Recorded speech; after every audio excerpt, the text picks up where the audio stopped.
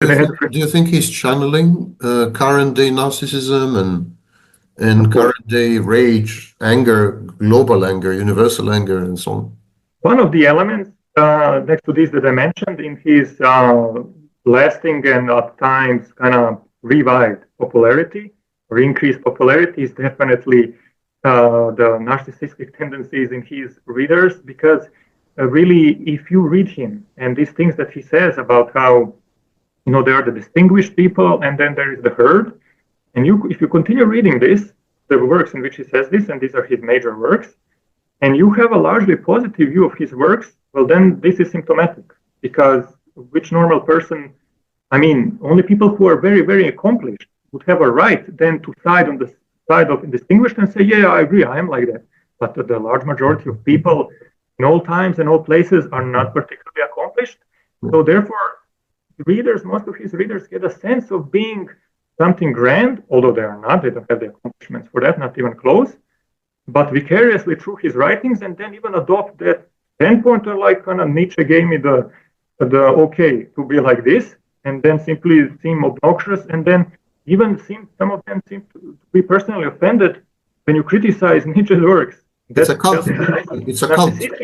They're narcissistically invested, and already in the 1890s, there were several works called Nietzsche-cult on the Nietzsche-cult, and now again we have a Nietzsche-cult actually, because they have little tolerance for dissent, and even some of them seem to experience narcissistic injury if you criticize their master.